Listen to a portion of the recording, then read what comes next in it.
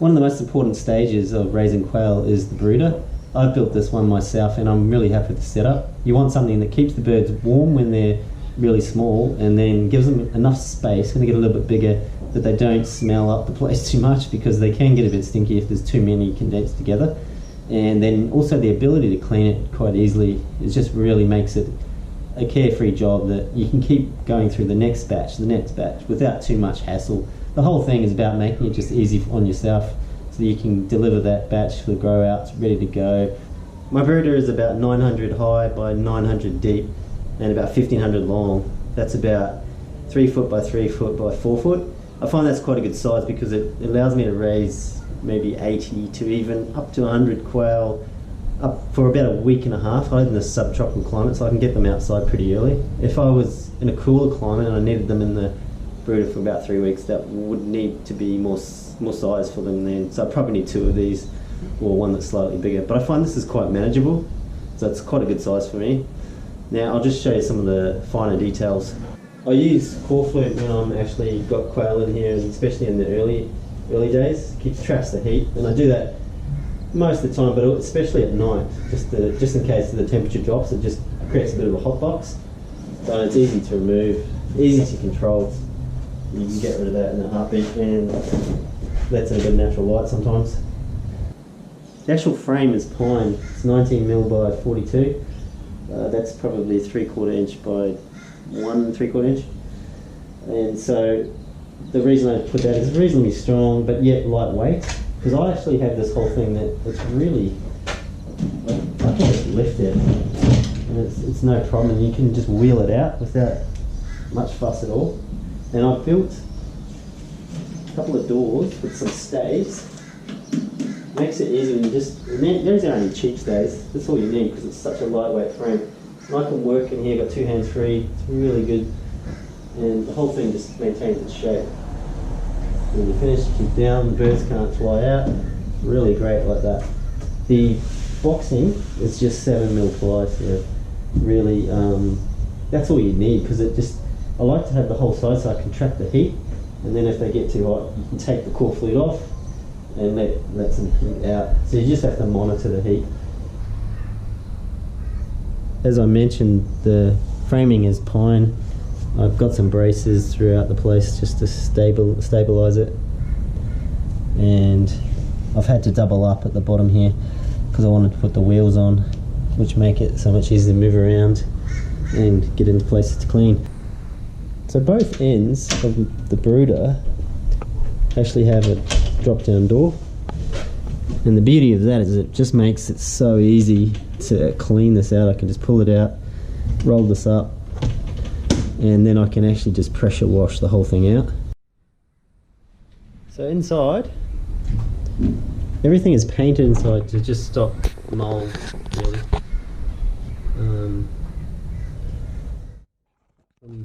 That's just the partition, which I use to reduce the size when they're younger. Traps more heat, doesn't let them, or prevents them from running away from the heat and getting lost.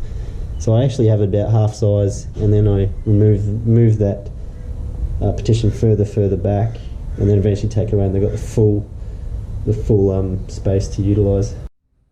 Now this bottom is just something I put on to protect them, so they don't slip on any surface like that. But what it does do is it actually helps me clean a lot, because I can just fold this up and pull it out, and then a lot of the bedding is on there. I can just throw it straight on the garden, so it's really good like that. And we've got over here, I just have the heat lamp, and so on this side, the other side of the partition, I keep some of my supplies here until I have to pull it all out.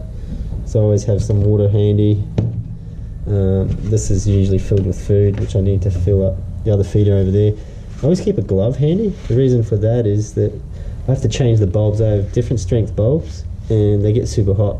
So if I chuck that on, I can change the bulb. And I keep a couple of these blue cloths. These are the ones that mechanics use. They're higher quality. So I actually use a couple of those early on so I can pile some food up right underneath the heat lamp, so they don't have to wander around and find food when they're pretty small. And then after a couple of days I just chuck it out. I don't actually keep adding more in there. They're good to go after that. It's a different size bowl. I also keep a spray bottle around just to cool them off if they start to overheat. Just spray a bit of water on them. It doesn't happen too often, but it can. Yeah, and this one's a 75 watt, I believe. I have a couple of hooks at each end that keep tools around that I find quite useful. So this is a tool that is used just to scrape up. What happens with the bedding is sometimes they'll gather at one point, and maybe they spill a little bit of water and they keep pooping in the same area. And if you scrape it up, mix it around, it stops the smell, it spreads it out and it dries out. And quail manure doesn't smell much when it dries out. But if they get packed in too deep, that just doesn't allow the proper airflow in, then it won't dry. So that's really helpful like that. Plus the birds actually love it. They love it when you turn it up and they dig around. The other thing I have is these narrow scoops, because I can get the food and then you're transferring it into the feeder. And as you can see, I'm just dragging that around. It's quite easy on a smooth surface. No problem at all. So I drag that outside, actually give them some natural light outside when it's a warm day. And I turn off the heat lamp and they can just enjoy the natural light, and then wheel them back in the garage.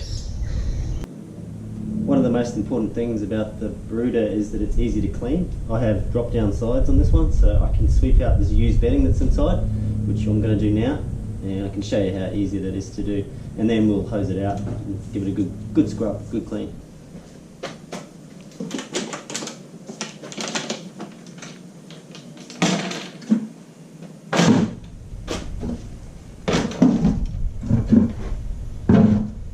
I'll pull it out. Anything that misses the buckets I'll just sweep up later. Here's the back end of the broom.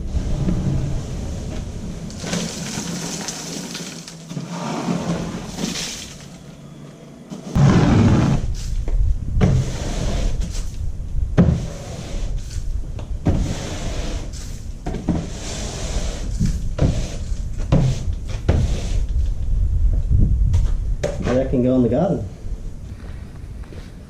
So this comes out. I'll pressure wash that. And pressure wash through here.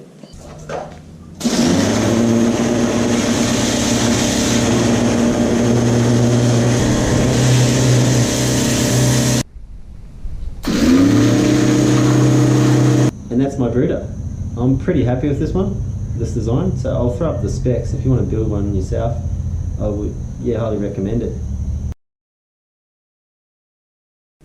The basic framework for the brooder includes 6 legs, 4 lengthwise pieces and 6 widths. Then you've got 2 sides, one at the front, one at the back, and a floor. The floor is set 500 off the ground, so it gives 400 mil height. The end pieces, there's 2 of those. They are opening doors, and you just need to do small cuts at the top to make sure that they fit a latch. There's a real benefit to having 2 doors. What you can do is lift up one door, work in one end, and the birds will tend to move underneath the covered end. Also, you're going to need some 12 mil by 12 mil cage wire. That's sort of 1/2 inch by 1/2 inch, and that should be screwed down. You can build a partition. It's quite useful because that way you can change the size of the brooder from when they start as small chicks and you're trying to create a bit of heat in a tight area, and then you can move it across and then eventually remove it completely so they've got the full space.